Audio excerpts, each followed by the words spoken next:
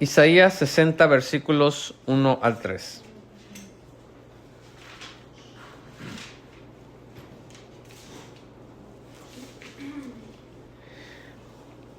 Lo hacemos conjuntamente, dice la Sagrada Escritura: levántate, resplandece, porque ha venido tu luz y la gloria de Jehová ha nacido sobre ti. Porque he aquí que tinieblas cubrirán la tierra y oscuridad las naciones, mas sobre ti amanecerá Jehová y sobre ti será vista su gloria. Y andarán las naciones a tu luz y los reyes al resplandor de tu nacimiento. La palabra de Dios promete una restauración completa, total, renovación de Jerusalén. Por supuesto, esta ciudad restaurada, esta ciudad renovada, esta nueva ciudad gravita en torno a la persona del Mesías, en torno a la persona de Cristo. El resplandor de la ciudad es porque el Mesías estará en ella. El resplandor, así también de nuestra vida, es porque el Señor Jesús está con nosotros. Les voy a invitar a que entonemos un canto.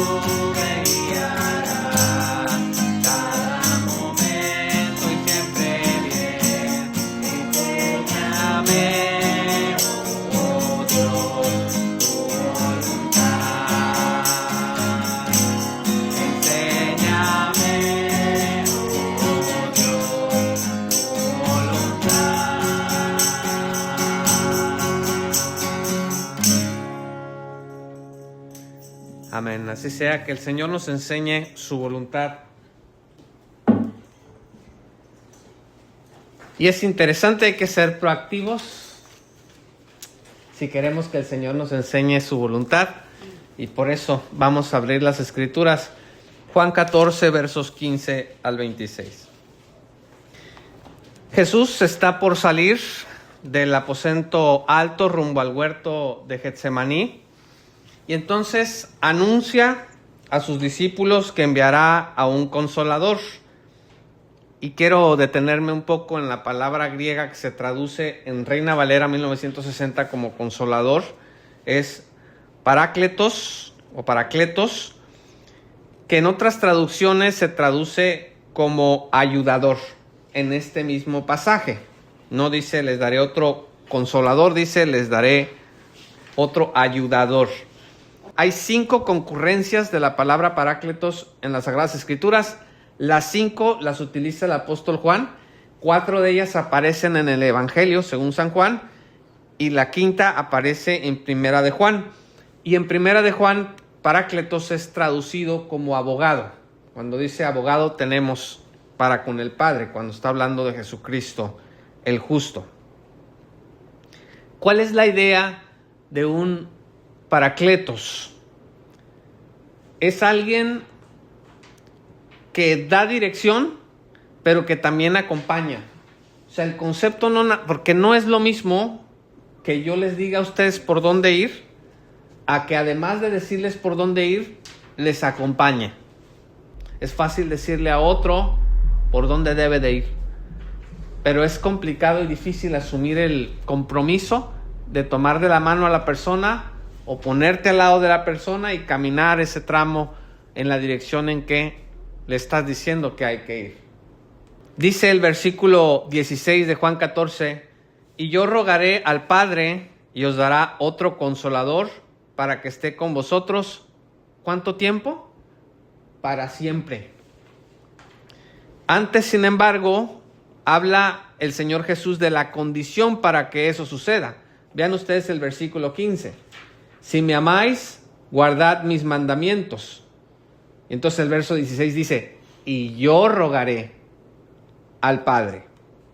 Y esto es muy interesante porque, por un lado, este pasaje nos habla de la promesa de que el Espíritu Santo vendría a ser derramado sobre los creyentes, pero también está dicho en un contexto de discipulado, porque los discípulos eran creyentes.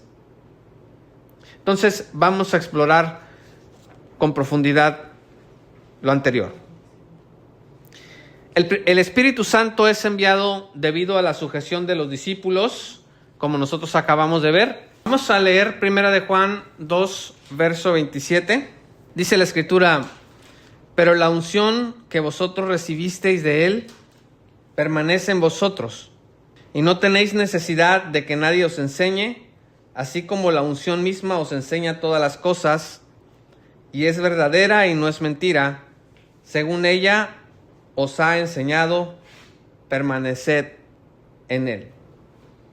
Y esta unción es a su vez una referencia a esta presencia del Espíritu Santo en nosotros.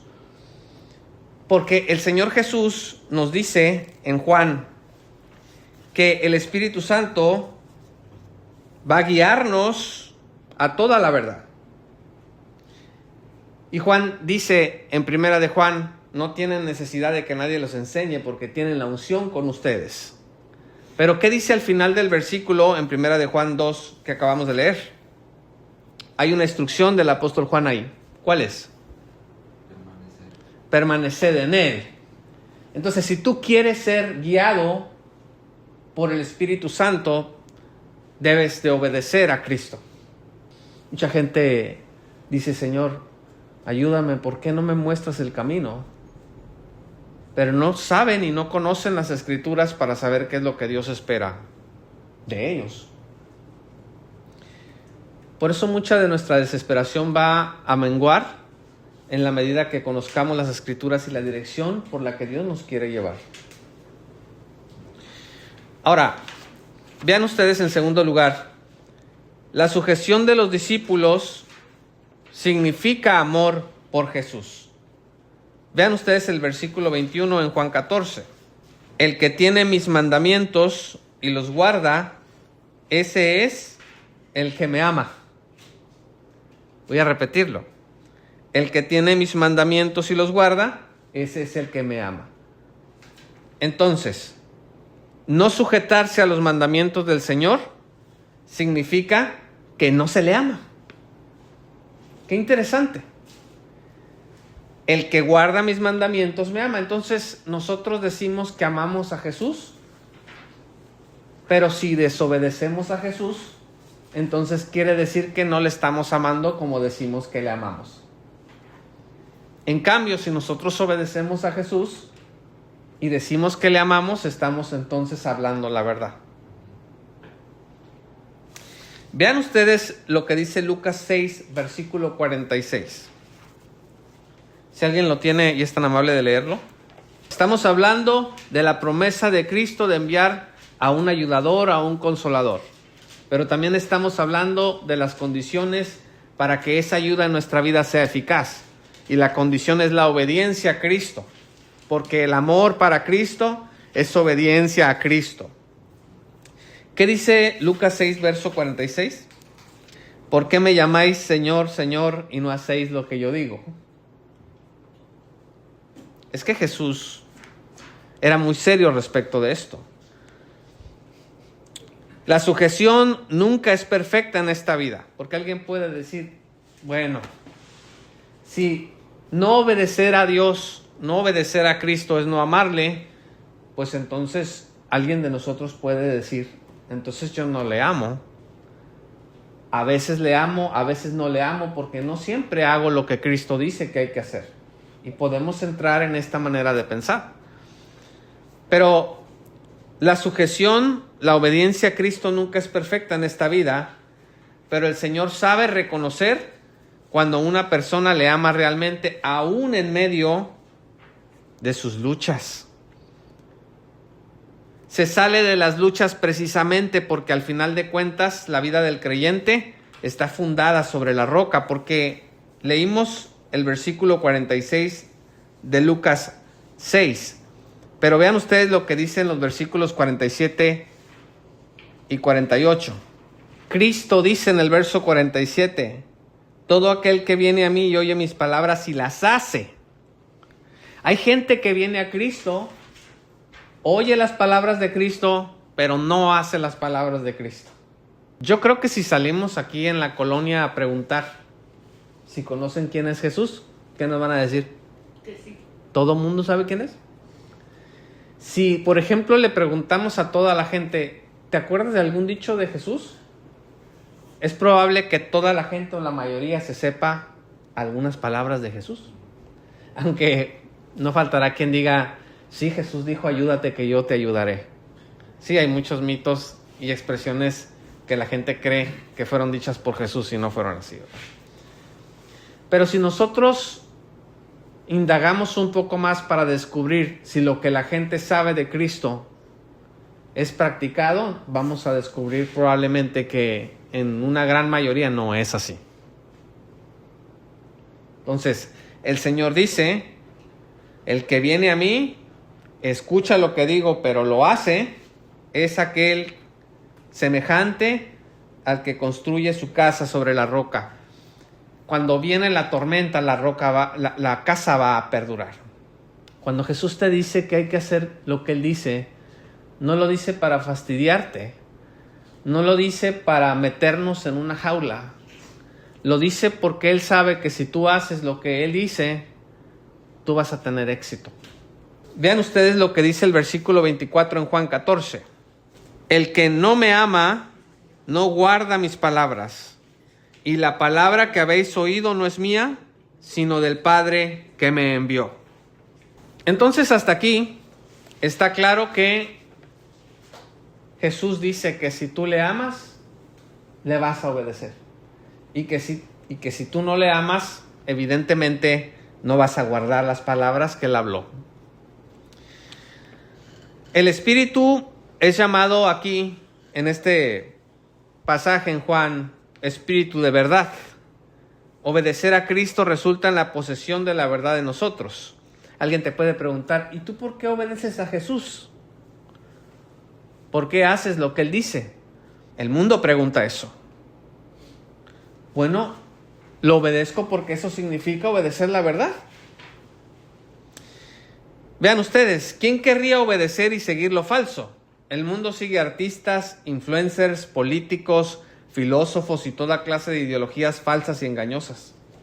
Miren, actualmente hay millones de personas en este país gravitando en torno a la filosofía, a las ideologías de los corridos tumbados, de los narcocorridos, de las expresiones vulgares del reggaetón.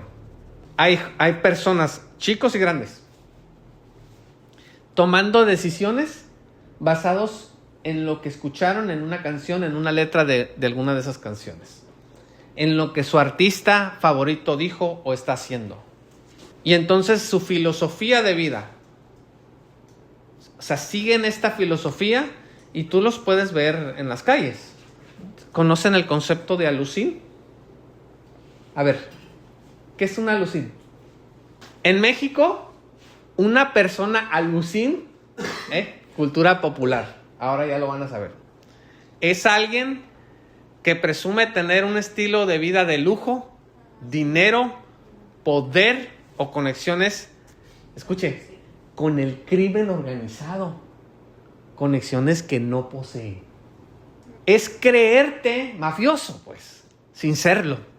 Es creerte que tienes amigos poderosos en el crimen organizado y actuar, vestir y hablar, pues probablemente con prepotencia, probablemente con cierto orgullo, traer a lo mejor unas cadenas, no sé, que simbolizan el poder económico que presuntamente tienes, escuchar el corrido de algún narcotraficante que presumes, que conoces, que tú conoces al primo, del amigo, del tío, del amigo, del conocido, que estuviste en una fiesta en donde estaba el pesado, qué sé yo. Entonces, cuando la palabra de Dios dice en Juan 14, dice en el versículo 17, el Espíritu de verdad, el cual el mundo no puede recibir, porque no le ve ni le conoce. Dice que este Espíritu de verdad, el mundo no le conoce ni le ve, pero nosotros sí. Y cuando obedecemos al Señor Jesús, este Espíritu trabaja eficazmente en tu vida y en la mía. Entonces, nosotros como creyentes no tenemos por qué envidiar lo que el mundo está persiguiendo, porque las filosofías del mundo son filosofías torcidas, viciadas, mentirosas. Y hay muchos jóvenes cristianos que son bulleados precisamente por ser cristianos. Hay personas en los trabajos que también bulean, acosan a los creyentes. Conocí un caso de un trabajador de una fábrica que me decía, es que los compañeros cuando pasan, dice, hay uno que cuando pasa por donde yo estoy, escupe en el piso, porque sabe que soy cristiano. Bueno, ¿por qué sigues tú al Espíritu Santo? ¿Por qué sigues a Jesús? Porque es el Espíritu de verdad. Nunca te vas a equivocar de obedecer a Cristo y de atender lo que la palabra de Dios dice, porque el Espíritu Santo es el Espíritu de la verdad. Y eso significa que obedecer a Jesús trae consigo el Espíritu de verdad que nos saca de toda mentira y error espirituales. Tú y yo no vamos a ser personas engañadas si hacemos lo que el Señor dice. Entonces, imagínense ustedes la calidad de vida que el cristiano puede llegar a tener. Una vida en la verdad, una vida lejos de la confusión en la que el mundo está metido. Tienes claro qué es lo blanco y qué es lo negro. Los jóvenes son propensos a caer en los engaños, también los adultos. Hay casos de, por ejemplo, creyentes que destruyeron sus matrimonios porque en lugar de escuchar al Espíritu de verdad, siguieron al mundo, escucharon a su carne y destruyeron sus matrimonios, abandonaron a sus hijos. Por eso digo, esto no es una cuestión de santurrones, es una cuestión de lo que es verdad y lo que es mentira. Entonces, nunca duden ustedes de seguir al Espíritu de Dios. El amor es el fundamento del envío del Espíritu Santo en nuestra vida. Es reciprocidad. Dios nos ama perfectamente y Jesús nos ama perfectamente. Pero nosotros, ¿cómo le amamos a Dios? Imperfectamente. ¿Cómo es eso? Dios nos ama perfectamente. Dios Padre, Dios Hijo nos ama perfectamente. Dios Espíritu nos ama perfectamente. Pero nosotros amamos a la Santísima Trinidad imperfectamente. Y fíjense, Dios recibe nuestro amor imperfecto y también recibe nuestra obediencia imperfecta con agrado. Porque si Dios no nos va a recibir porque no somos perfectos en nuestra manera de ser, entonces estamos totalmente perdidos. Recuérdense ustedes de la cruz, de los méritos de Cristo imputados a nosotros por la fe.